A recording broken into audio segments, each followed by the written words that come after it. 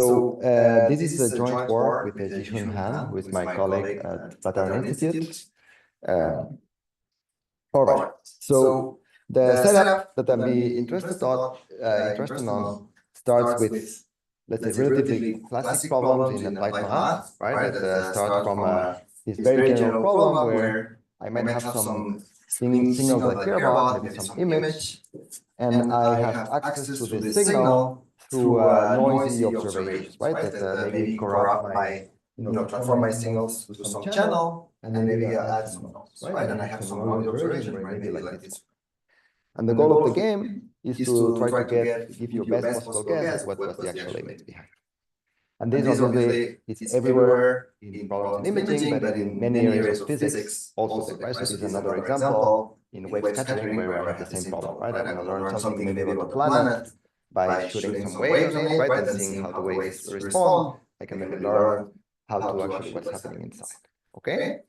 So these are very kind of established and classic problems. And so if one takes a perspective of this problem from Bayesian, well, what it means here is that you don't want to throw any information, right? You want to basically think about what would be the best way to reconstruct the input would be to try to aggregate everything I know about the problem, right? Like try to take this Bayesian framework. And here, what you see very clearly is that what is critical, what is key here is to exploit whatever prior information I know about the signal X, right? The prior distribution, I, okay? So in this very simple example, I can think about the joint distribution between X and Y. So the joint I can write it as the marginal over X, that is this prior pi, and then the conditional of Y given X. But the conditional of Y given X, because here we are just adding, modeling things as Gaussian noise, is a Gaussian distribution, right? So that's why you have here that the joint is the posterior distribution. Now that I have the joint distribution, I can now extract from it the posterior distribution, right? Which is exactly what I care about, which is give me the uncertainty of the signal, given that I have my observation, right? Which is this form. Okay, so this is a problem that as I said, it's old school applied math, right? This problem also has a modern flavor, right? It also appears in very modern context. For example, when one interacts with these large scale generative models like DALL-E or things like that, right? So these are coming from a kind of a, oh, sorry, this is, I don't know if I can remove this thing here. Okay, anyway, so this is a paper by Fox at Meta. And the goal of the game here is to generate nice images that are somehow characterized by a prompt, right? So man sitting in a sofa in front of a fireplace using a laptop. So you generate these images. Well, you could argue that these images are, close to what you want, right? But it's not so clear, right? That these are, this would, for example, this image is not, not really like there's no fireplace here. This image is not so great, right? You have all these, things that are not so great. So in practice, people never uses models, outputs from this model directly. What happens in practice is that these samples go through what's called a fine-tuning or like a preference optimization step, right? And this is what actually you see in the product of DALL-E, right? So instead of getting samples from my model that I already trained, I'm going to get samples from a modified distribution, right? Where I'm going to try to enforce that whatever images I produce have some quality, right? And this function R might be, how beautiful is this image, right? So when you produce samples, you want to produce samples that somehow are likely according to your model, but you want to reweight the samples according to how beautiful they are, right? And this is, how Meta or other people are giving us images, right? And now maybe you can see that these images, okay, maybe you agree that they are better, right? They're nice. Okay, so here you can see that it's the same thing as before, right? I hear about sampling a distribution that can be thought as something that is part of some model that is pre-trained or some kind of prior distribution modulated or multiplied by some weight function, right? That is what we call the likelihood function in Bayesian settings. So the question here indeed is, how do you get samples from distribution that has this form, right?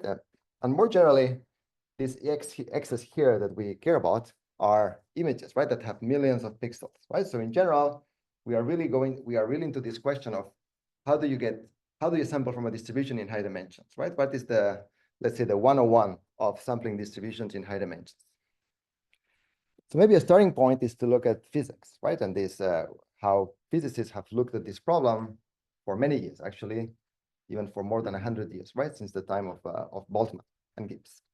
So so here, let's say that I have my distribution that it really looks a bit like before, right? I have some target distribution whose Gibbs distribution follows some, is parameterized through some potential function h, right? That it is Hamiltonian or some potential of the function. So I know that if I have access to this potential a priori, I can set up an algorithm like a dynamics that give me some kind of possible first step on this question, right? So if I implement this dynamics, this stochastic differential equation, it's called the Langevin dynamics, then I'm promised that I can estimate anything I care about according to the invariant measure by averaging these trajectories over time, right? So in the sense that if I average for a long enough time, I can get samples from the distribution that I care about. So this seems like the problem is, solved, right? I don't need to do anything more than that. But it's also clear that if I want to try to understand quantitatively this question, right? So how long do I need to run the chain, right? To get some kind of guarantee that I'm getting a sample from the correct distribution, what I see very clearly is that what I need is some kind of control of that form, right? Something that controls how close is my algorithm, sample from my algorithm as a function of time, right? How far do I need to run the chain? And yeah, typically we have controls of the form that are, very, like you have exponential convergence, but the rate here is completely determined by what we call this log Sobolev constant, right? If you are not familiar with this, doesn't matter, right? We are not going to use it so much, okay? But the point is that this constant here is completely cursed by dimension, right? In general, this algorithm is not giving us any kind of quantitative estimate, right? And the problem of that, right, is also something that physicists have known for a long time. Is called this metastability, right? So here an example of this, metastable is when you have, a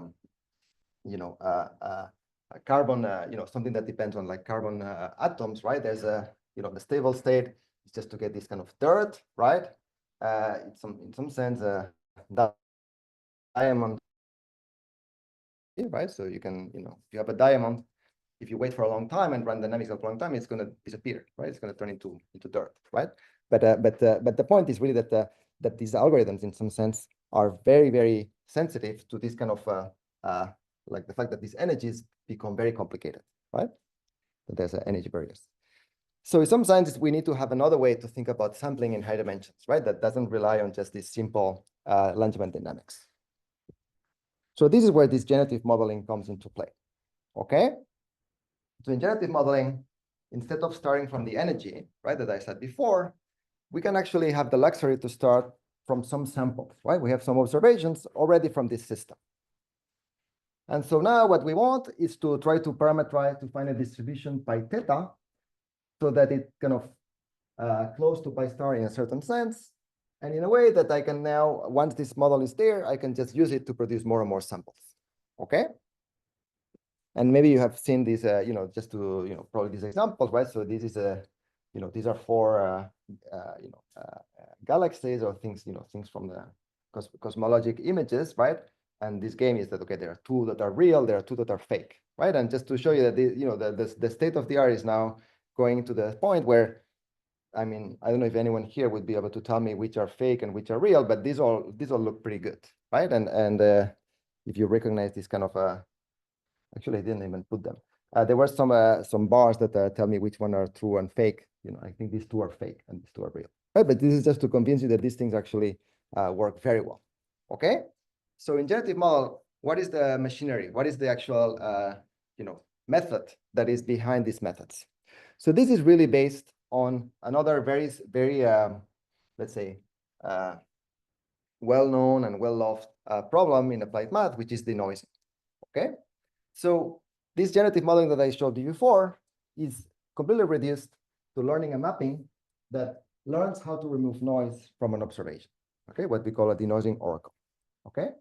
So this is just, the sense, something that is going to have some images, some inputs drawn from some distribution that I don't know, pi.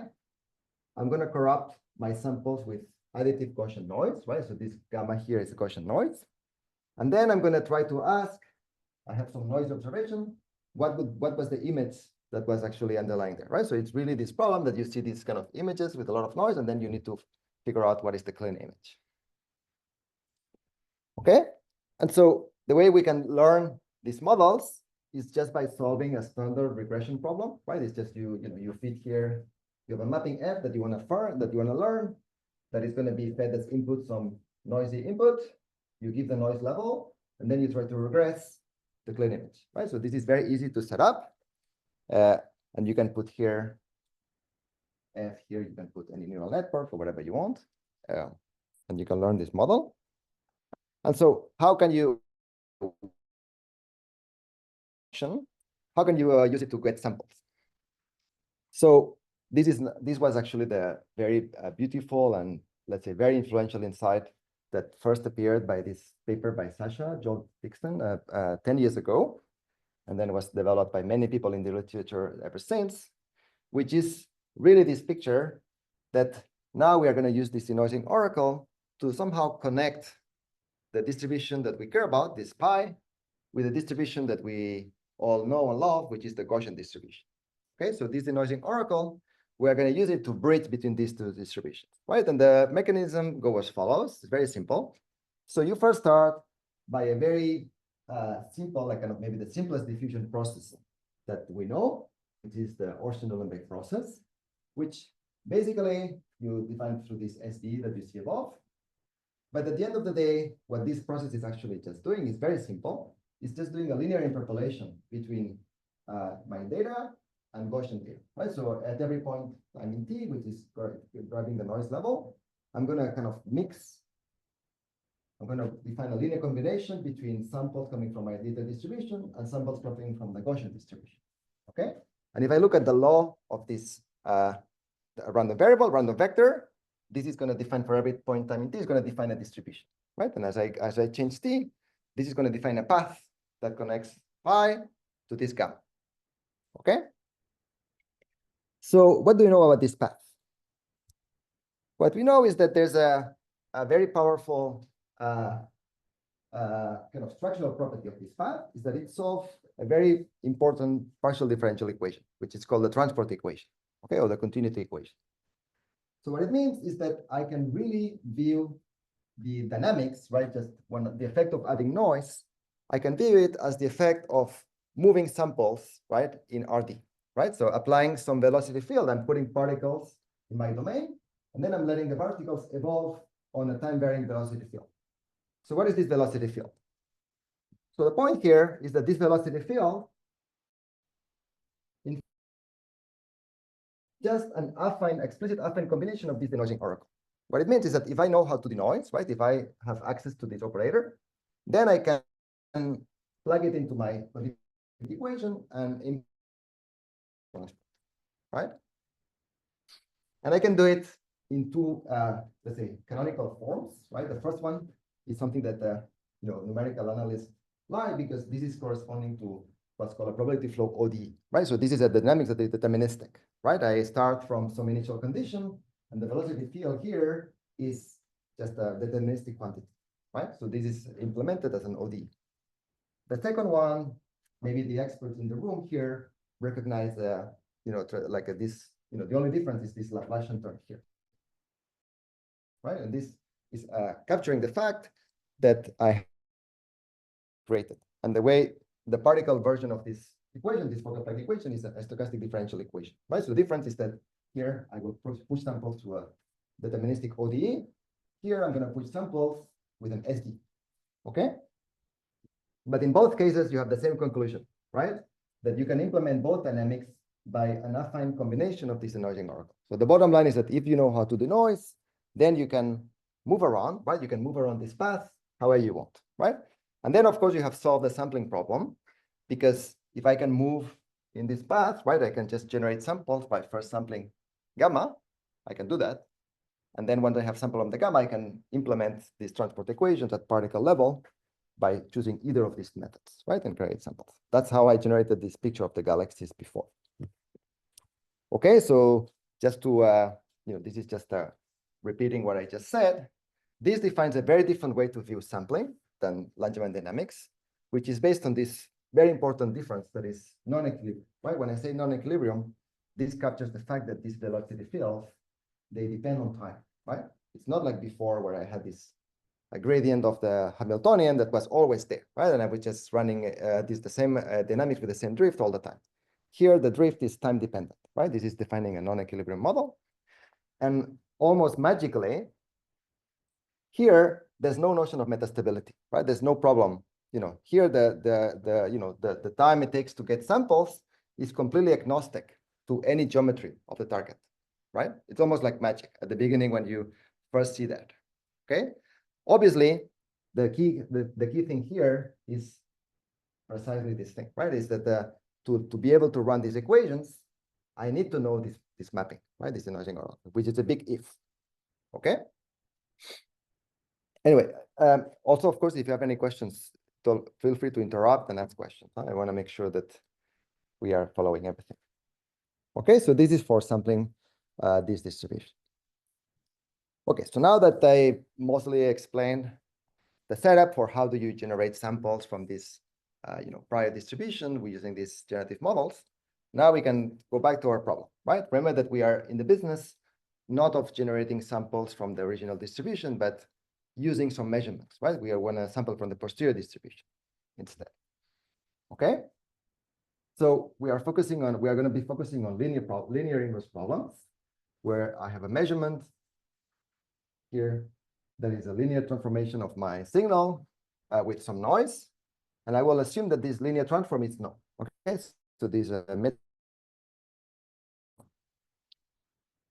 so then that I have this measurement, I can construct the distribution, my target distribution, which is going to be the posterior distribution, which, as I said, is going to be some simple manipulation of my pi, which is just multiplying pi by some exponential, like some Gaussian term, right? And so, like the relative density of mu with respect to pi is just going to be Gaussian. Okay. All right. And so now my goal is to sample from this what we call tilted distribution. Okay. And what I'm going to assume is that I already solved the learning problem for the prior, right? So I have already spent, let's say, millions of dollars training my generative model for pi. This is trained, right? So I have this denoising oracle. Now, can I use it to solve posterior sampling, right? To sample from the distribution that is consistent, that is the one that is associated after having observed something about my data. Okay, that's the goal. So first question, is it always possible, right? So can I easily adapt the sampling to accommodate for this tilt, right? Can I always do it? And if I can do it always, what is the right algorithm to do that? Obviously by enforcing some kind of guarantee, right? I want to have some control of what's happening. Sure. Is the notion of isoperimetric pushed into the denoising objective or completely avoided? Completely avoided. And the reason why this thing is not a big, like a big mystery, is that here we have samples, right? So, the generative modeling setup, starting from the fact that I have already samples from distribution, right? So the fact that there's many modes in the distribution is already somehow captured in the data. Okay, so that's why I can bypass the isoperimetric. Sure. Yeah. Yes. So the difference between the types is Gaussian. Well, the difference, I mean, it's not the difference, and this is the relative density, right? So that the nu, you can view it as the density of nu is the density of pi times a Gaussian. Yes. So then you want to sample from this product. Exactly. So in a way, the thing is that you have a posterior is a product of two things. One is a pi that I already know how to sample, and the other one is a Gaussian term that obviously I know how to sample. So can you sample from the product of the two things if you know how to sample from each of them? Okay. So Unfortunately, the answer is that it's not possible in general. And we can show that with a very, let's say, clean and very precise lower bound. Okay? And we are going to use inspiration from spin glasses, right? So here we are going to rely on spin glasses. So let's build our distribution mu, which, as I said, is the quadratic tilt of pi. And we're going to start with a pi that is just a uniform measure over the hypercube, right? So it's just you look at the hypercube in d dimensions, and you put same mass everywhere. Okay, that's your pi. So pi. So the question is, can I get the denoising oracle of pi? Well, because pi is a product measure, right? It's a product of independent distributions. The denoising obviously is also going to be separable, right? It's just going to have to denoise every coordinate. With a problem in 1D where I have, I have just a distribution over two, the Bernoulli distribution over two points with equal mass, and I'm going to have some Gaussian noise on top, right? Can you learn how to denoise this distribution, right? Can you figure out the posterior distribution in that model? Obviously, the answer is yes, it's explicit, right? So I can build a denoising oracle for this thing. But yet, when I take this uniform measure over the hypercube and I apply a quadratic tilt, what I get by definition is an Ising model, is a spin glass, right? The spin glass is a distribution over the hypercube where the energy is a quadratic form, right? It's a quadratic form over the spin. And we know that this distribution, sampling from this distribution is in fact NP-hard. As soon as the gap between the largest and the smallest eigenvalue of the matrix Q is bigger than 1. Okay? So here we have and then just also add that there was nice result from people at UT Austin a little bit before that used another argument to show hardness, right? Cryptographic hardness assumptions. But in some sense, it is a much stronger, a lower bound guarantee, right? It's actually NP-hard. Okay. So what I point here is that even though we might have a very good algorithm to sample from the prior, and let's say a very simple perturbation of the prior that is just applying a quadratic form, we might turn into a problem that is impossible. Okay. So there must be something at play here that we need to understand, right? That relates some kind of like interaction, like benign interaction between the prior and the measurements. Okay, we cannot just hope to solve it in any general form. So what is the structure that we can exploit and how to actually, exploit? Okay. So let's go back to the transport equations, right? This is really going to be like a central for us. And so let's go back to the transport equations and starting from these linear diffusions. And we are going to mostly describe things for the heat equation, which is just a reparameterization of the Orshino-Lamec semigroup. So every time there's a confusion between the diffusion, I hope that we'll be able to clarify it. Okay. So here we have again this thing as before. So we apply a very linear diffusion and we consider the law of the process at time t. Okay. So as I said, this denoising oracle is the thing that allows us to explicitly construct a transport equation between the prior pi and the Gaussian distribution. Okay. And so already it contains the recipe, like a blueprint for how to sample from this distribution. We sample from a distribution pi. Very naturally, it's a two-step process. First step, get a sample from this guy. Okay, we know how to do it because in some sense, this distribution is very simple, right? We can just do it. And second step, once we have a sample from this guy, we run a transport equation up and for a certain amount of time, and then we are promised that we're going to get a sample from pi, right? So this two-step approach is really at the essence of these models, right? We sample distribution from pi following a two-step approach. Okay? So now we might hope to apply the same principle here, right? Can we actually approach the problem of sampling from the posterior also using this principle, like this blueprint of two-step approach? Okay? So we need two things, right? We need somehow define an endpoint of our dynamics where we are going to be able to sample easily. And then we need to figure out a way to define a transport back to our original nu. And this transport is allowed to use the denoising oracle, right? Because that's what I'm assuming that I know. Okay, that's what we are going to try to do. And so just to remove the, let's say the uncertainty, here's what we do, here's what we suggest. So here's how we do it. Again, I'm gonna explain things in the heat semigroup, right? It's exactly the same thing for the Orson-Uhlenbeck semigroup. Okay. For the practitioners, if you are familiar with diffusion models, this corresponds to what they call variance exploding setup, right? Where you keep adding noise all the time, but you never rescale, right? So the variance of the noise just blows up, doesn't matter. Okay. So when you consider the heat semigroup, that's all like the associated Fokker-Planck equation. The velocity field is what I call VT. And so now let's define this one parameter family, right, of distributions, which is going to take the evolution along the heat semigroup that I have from the prior, and it's going to tilt it by a quadratic form. So this is the matrix, and this is the vector of the quadratic form. And these vectors, so these matrices here, they solve this system of ODs, right? It seems like a little bit mysterious at this point, right? But let's stick with me, right? So you define this one parameter family of matrices and vectors. You define this one parameter family of distributions.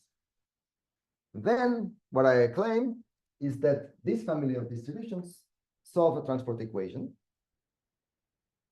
whose velocity field is obviously something I can implement, right? Because this VT is the one that is a combination of the denoising oracle. So this is something I know.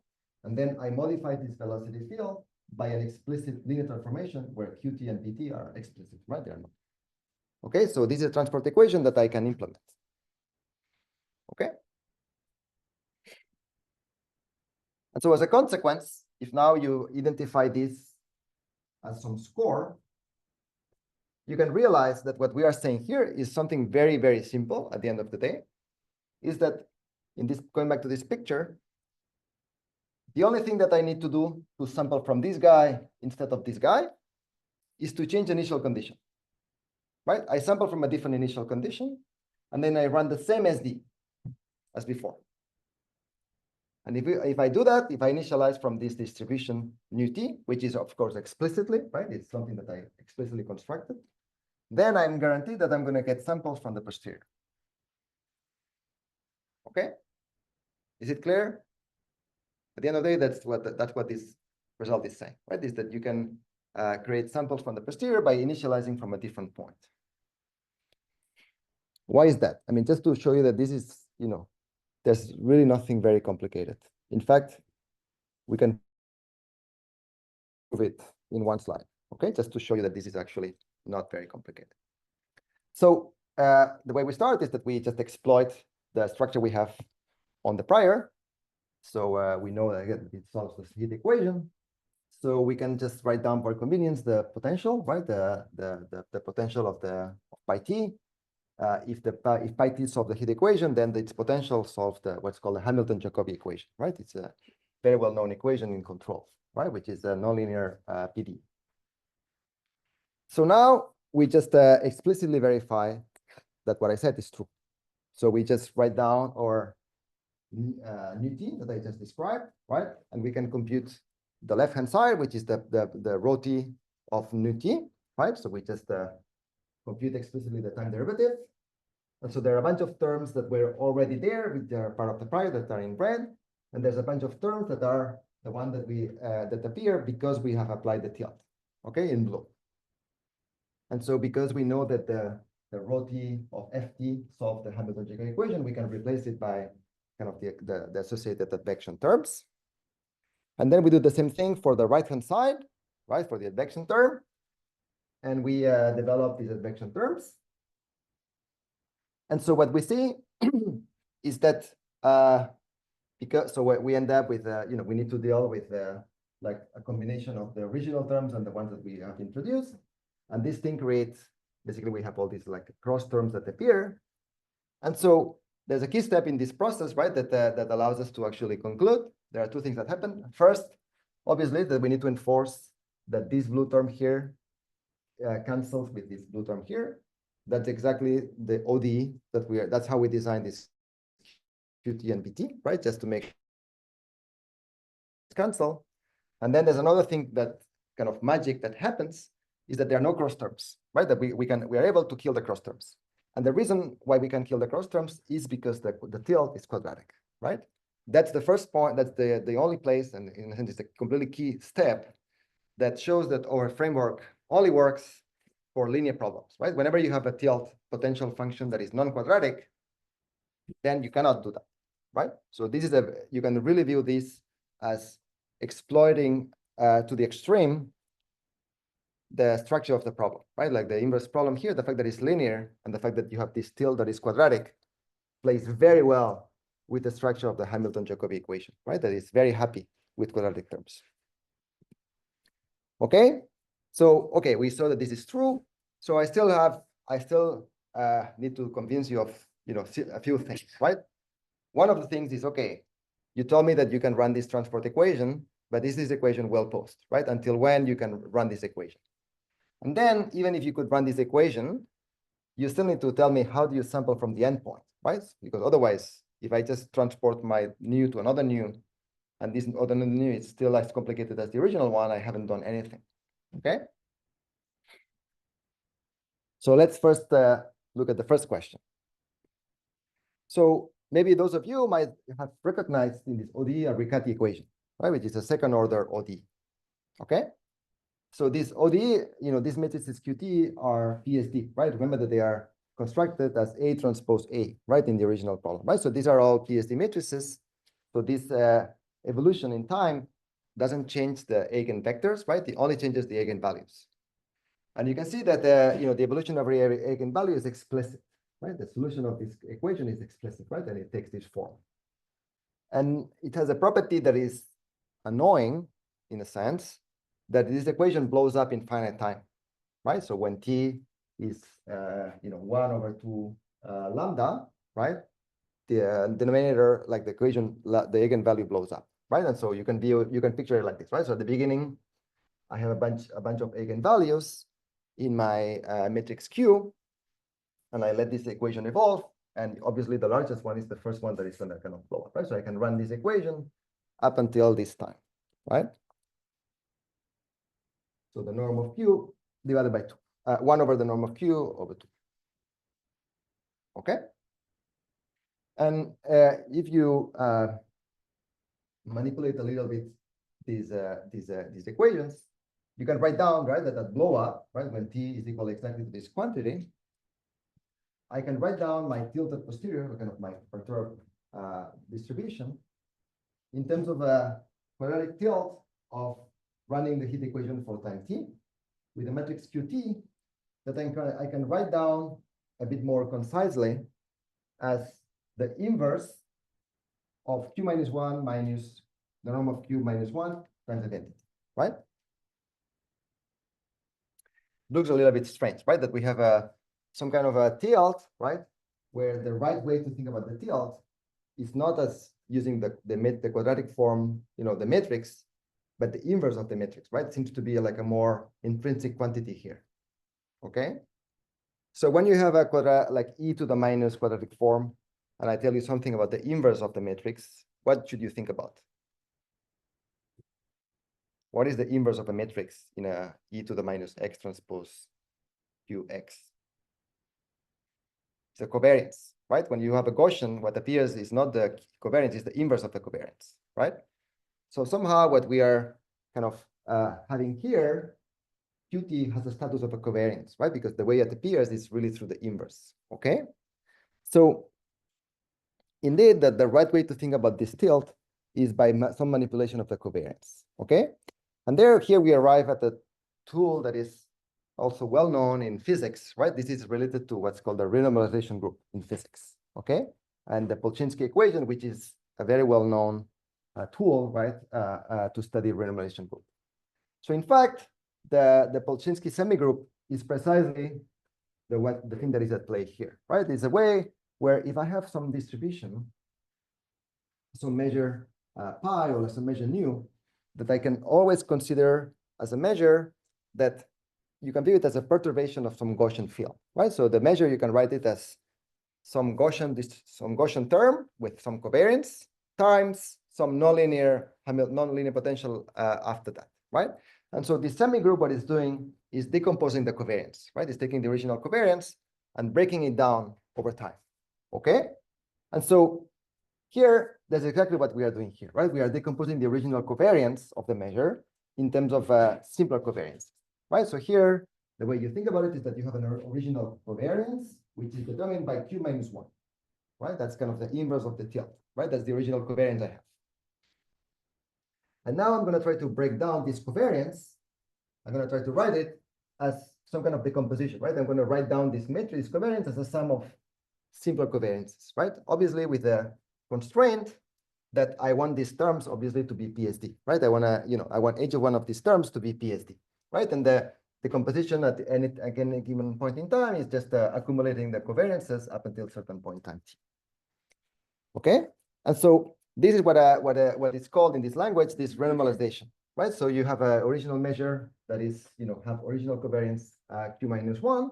Now I can write it in terms of a measure that has maybe less covariance, right? Because I have removed some covariance and I have kind of transferred the covariance that I lost into the heap component, right? This is really what this Polchinski semigroup is doing, okay? So this is a technology that was developed mostly by my colleague, Roland Boyer-Schmidt, and with colleagues in France, Thierry Bodino and Degali. And it was used for something completely different, right? It was used to establish these logs of life inequalities I told you at the beginning, right? It's more as to prove that certain measure has some functional inequality. Here we are using it to, to improve or to come up with a different way to sample, okay?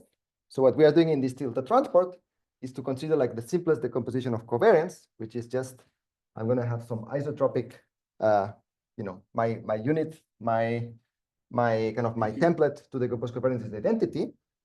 So now I can run this semigroup for as long as the residual is still PSD, right? Because what remains still has to be a covariance, right? So I can only run this decomposition as long as C infinity minus CT is PSD. And this is exactly why we have this blow up, right? That depends on the largest, like kind of the largest eigenvalue of Q. All right. Okay. So now what do we do with the endpoint, right? We have this nu t, which is this endpoint posterior. So we are not going to do anything weird, anything strange. We are just going to sample from nu t using off-the-shelf algorithm, which is Langevin dynamics, right? I told you at the beginning that Langevin dynamics is kind of the method of choice for any, let's say, reasonable scientist, right? That's the first thing that you try, okay? And so we can run Langevin dynamics because we know the score, right? To run Langevin dynamics, the only thing that one needs to know is the score of the target, right? Which is very convenient because it doesn't depend on the partition function, and it's a very local property. Okay, so we can run it, okay? And we can run it because we know the score of nu t, right? Because the score of nu t has a component that depends on the score of pi t, but this is, we know because it's part of the, because we know the denoising oracle, so we know the score, and then we know this affine transformation because we know Q and U. So when is Langevin dynamics going to work? I told you at the beginning that in many cases it doesn't work, right? When you have a complicated distribution. So why would it work for us? Well, we know that Langevin dynamics, there's one case where you can actually have fast convergence. It's when the measure is log concave. Okay, that's in some sense the only situation where Langevin dynamics actually works. Okay, which is when the measure is log concave, which means that in that case, this weird, log Sobolev constant that I told you at the beginning, in fact, is dimension free. It's just given by the smallest eigenvalue of the Hessian, right? Which is actually that's why you need the measure to be log concave, right? You want this number to be positive, okay? So that you get basically a very fast relaxation to equilibrium. Okay, so that's what we're going to do. We are just going to rely on the fact that this nu t is going to be log concave, and we are going to now check when is it the case, right? So for this we need to look at the Hessian, right, of the potential. So we need to look at the Hessian of log nu t, and again the Hessian of log nu t is not so scary, right? Because it's the Hessian of the pi t, okay, that we have modified by qt. Okay. All right. So now what we are going to do is that we need to come up with sufficient conditions that this quantity, that this Hessian is PD, sorry. Right? We need just to check that this thing is negative definite. Okay. So do you want this thing to be actually concave? All right. So there's one quantity here that is completely exclusive, that is qt. And there's one component that is pi t. So pi t, remember, that is you take the original measure pi and you pass it through the heat equation, right? When you pass it through the heat equation, what you're doing, you are convolving with Gaussian noise. Okay, so a measure that is a convolution of Gaussian noise is a Gaussian mixture, right? You just, you just convolve every atom, right, with some Gaussian kernel. Okay, so we know we can control quite precisely the Hessian of a Gaussian mixture, right? So this is a kind of a classic quantity, right? And probably I don't know, maybe some of you have already computed this by hand at one point in your life, right? Just to compute the manipulate Gaussian mixtures. Okay, so so then just by plugging the estimate for the Hessian of a Gaussian mixture back into our formula, we can arrive at a sufficient condition. Okay, so this is a sufficient condition that ensures that our measure nu t is going to be strongly log concave, and I will explain this a little bit. But what you see here is that this basically introduces a new object, right? That is kind of the key thing that we need to understand, which is called the susceptibility. This is a quantity that, again, is very well studied in statistical mechanics and physics, right? It's something that, again, comes from physics, which is somehow the susceptibility is defined as the operator norm of some covariance, right, of a distribution. And it's the covariance of any distribution that I can obtain by tilting pi, by basically shifting it at any point in space and adding some isotropic noise, right? So this is what's called this isotropic tilt. Okay, so I look at isotropic tilts of my measure, and I look at the worst possible bound I have by, adding x. So in physics, this is called the external field, right? If you're familiar with take a measure and you apply a linear tilt, this is called external field. Okay, so you look at the worst possible covariance that you can get by playing with the external field. Okay, this is susceptibility. Okay, so you get this condition. Let me, okay. So this quantity of susceptibility, again, is something that it has been used in other works in probability theory, in particular to try to understand this Polchinski semigroup. Because I'm running a little bit out of time. Okay, I'll go very quickly in this part, right? So this is just to give you a little bit more insight of what is this susceptibility actually about, right? So it doesn't exist all the time, right? So it's a quantity that it can be actually hard to control in all generality, right? For example, if I have this kind of weird, like lacunary distributions, right, where I can adversarially play with them, I can make sure that I can actually make this thing not controllable. But fortunately, if I think about the class of distributions that are confined, so I have some kind of potential that just confines the measure in some well, right? It can be very large. And inside this well, the measure can be non-log concave, can have many different modes, etc. But it needs to be smooth, right? So if I have a class of distributions where I have confined and smoothness, then the right order, the right way to think about this function is a function that is at the scale 1/t. Okay, that's the important thing to retain, right? That this function really behaves as 1/t, okay, with some big constant.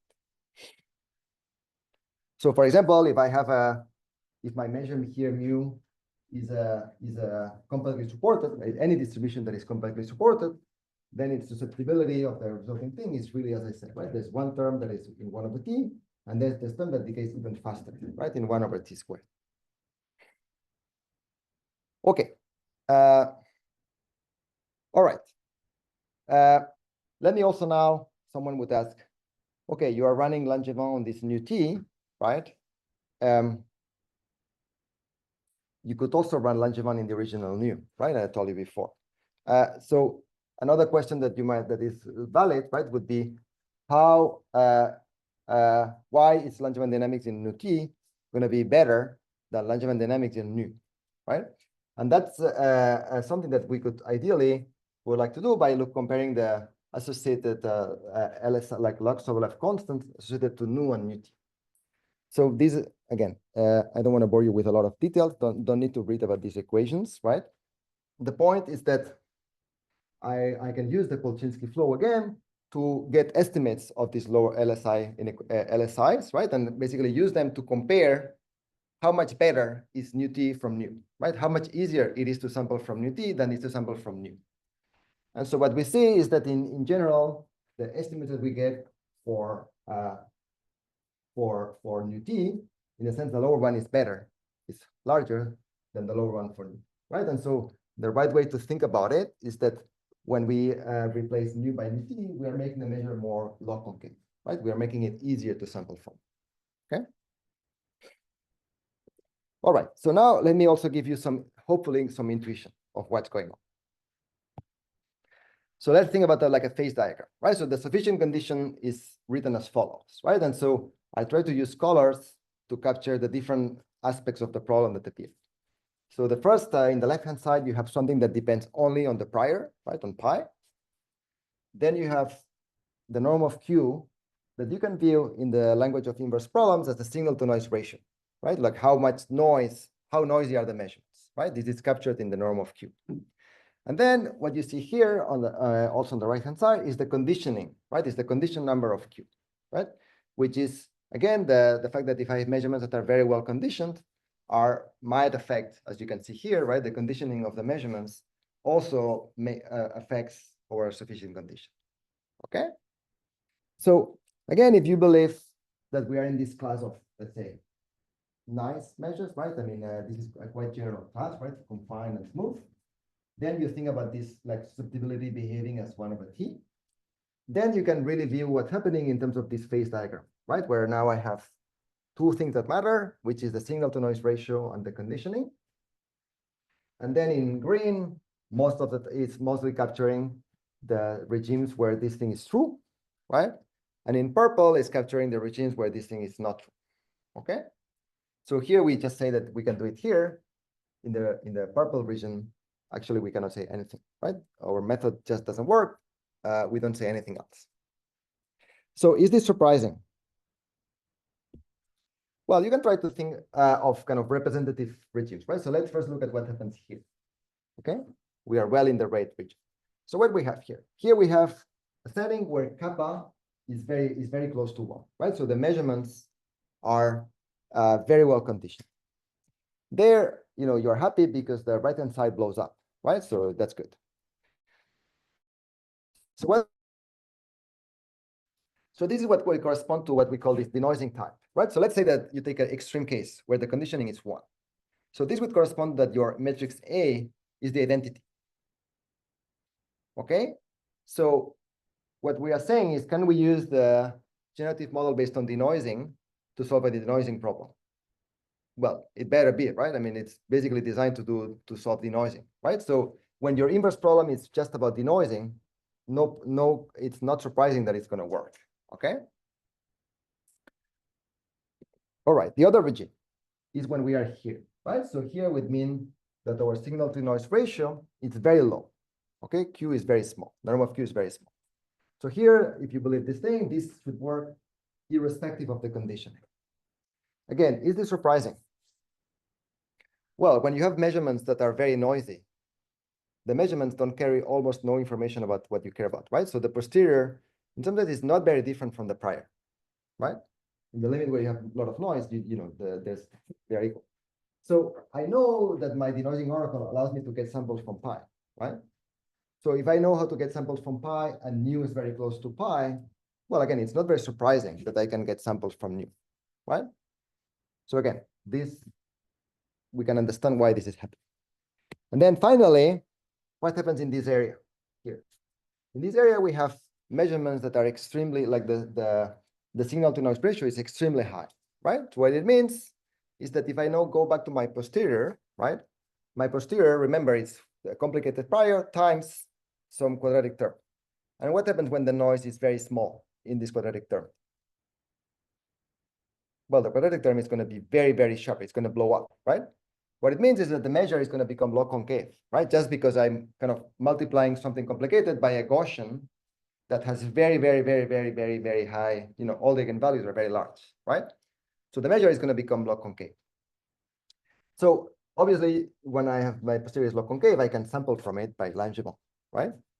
So here, basically, at the end, you can see that, okay, you can build you can think about this problem as a patchwork of different tricks, right? That every time you adapt your algorithm, the nice thing is that we have the same algorithm, right? It's completely adaptive, right? We don't need to change anything in our algorithm to make it work in any of these cases, right? We can basically just get things to work irrespective of these things. All right. So let me also give you now a little bit of more case studies, right? Now we are going to see what happens, right? We can go back to the Ising model that we had before.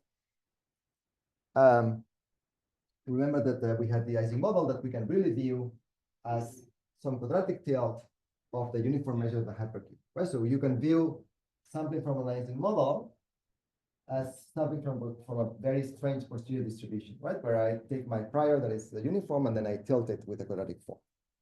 So I can see what happens, right? I can try to use our algorithm and see what happens.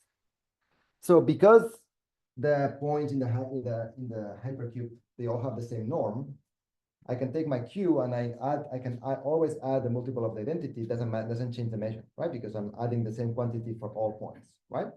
So I can assume with a lot of generality that the smallest eigenvalue is 0, right?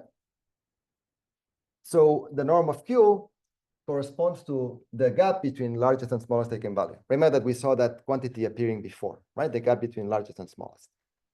So now we can also compute the susceptibility of this measure because that's very simple, right? Pi is just the product measure of the hypercube, right? So the susceptibility in this measure is very simple. In fact, it's 1, right? It's always 1, doesn't depend on t. So in that case, we can just plug this thing that we know that is always 1, right? This thing, in fact, we can just put it to 1, right? Because we can assume that this thing is actually kappa is infinity. And so what you get is that this method works as long as the gap between largest and smallest eigenvalue is smaller than 1. And remember that this is a threshold that is optimal, right? Beyond this threshold, the sampling is NP-hard, okay?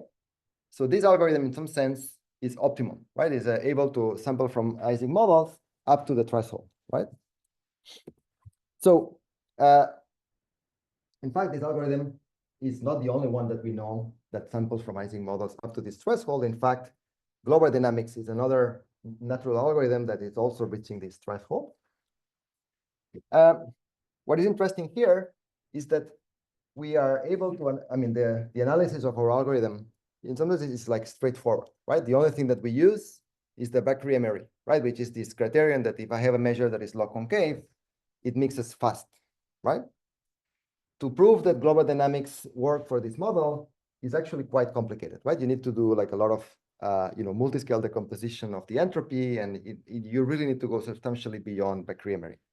So in some sense, it's like almost like a philosophic thing, right? Do you prefer to have a very simple algorithm with very complicated proof, or do you prefer to have a slightly more complicated algorithm with a simple proof? It's up to you, right? I mean, here what we are providing is, in a sense, an example of the second, right? We have a slightly more complicated sampling algorithm, but the proof is very simple. Okay, then I'm going to show you some quick experiments, right, that show that, okay, beyond these sufficient conditions, we can, as I said, right, we can always say whatever heuristics you have to sample from a distribution, you can apply them to nu t and then use the transport, as opposed to applying them directly to nu, right? So if you do that, here there are some examples, right? That these are examples of these in-painting problems, right? So this is the original images. Here there are the observations, right? So there are some pixels that are removed and some pixels that there's noise. So if you use these kind of heuristics, right, that some people have worked on, right, to sample from the posterior, if you apply them directly here, it's not so great, right? But if you apply them to our tilted posterior and then use the transport, you get better results, right? And here we cannot prove anything, right? This is just to your judgment, right?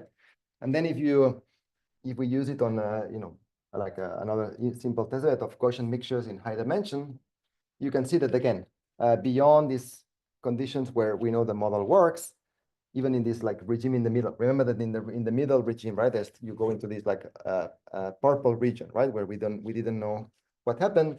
It still works much better than some kind of vanilla algorithm for some. Okay. Any questions? So I have about 5 minutes to. Better to start wrapping and then we have another session. Perfect. Okay, so if I want, I can wrap up. I have some other things to talk about. Okay, maybe just let me just do this, talk about this, and then I wrap up. Okay, so okay, so now we introduce this kind of general framework, right? To sample from linear inverse, like posterior of inverse problems. So one question that you might ask is, what happens if I want to go beyond what I described, right? So you want to sample from these tilted distributions, and there could be, several things could be interesting. Either that our sufficient condition is violated, right? So that we are in some sense in this like, purple region, or simply that this tilt is so this tilt operator is non-quadratic. Sorry, this should be non-quadratic, right?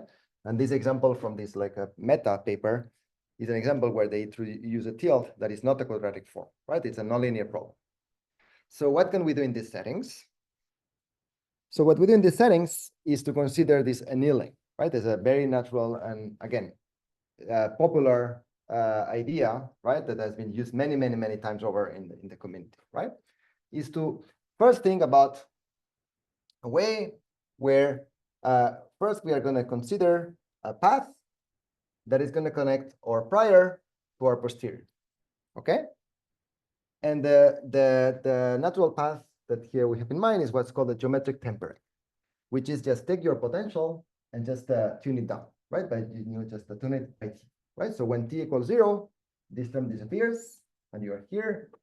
And when t equals 1, you are at nu. You are at the original prior posterior. Okay. So this is the setting that we have, right? We have some pi that we know the denoising oracle, and then we want to go here. Okay. So the idea now is to try to reduce ourselves to the previous setting. So if I want to try to go from here to here directly, right? I cannot do it using the previous approach. But here's what I could do. I can think from an iterative approach, right? So starting from t equals 0, I can iterate the following procedure, right? So I assume that I have known the denoising oracle up until a certain time in the model.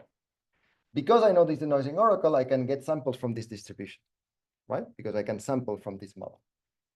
Because I have samples from this distribution, I can use them to get samples from a slightly perturbed distributions, right? Either using our tilted transport, right? Or using our tilted transport, we can get samples from a tilted version of this mu t with a small, where this q, this metric has been kind of attenuated by delta, right? So I can get samples from a neighborhood of this distribution, right? And once I have samples from this distribution, then what is the next reasonable step? Is that we can learn the denoising oracle, right? We can fine tune, right? And get the denoising oracle from this guy, right? And then iterate. So anyway, so this is like the setting that right now we are working on, right? And just maybe finish with some results that, show you like some kind of preliminary results that this kind of program does work, right? Is that if you have so these are kind of instances of kind of complicated distributions where you need to sample. And here, if you consider like as your prior to be just a Gaussian, right? And you try to use the Gaussian as a proposal to get samples from this mixture, you see that this thing doesn't really work, right?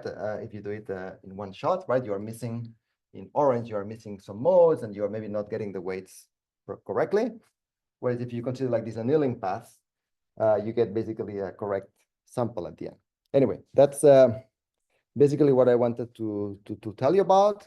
And so the reference here that if you are interested, we have a paper on archive. So happy to take questions. Thank you.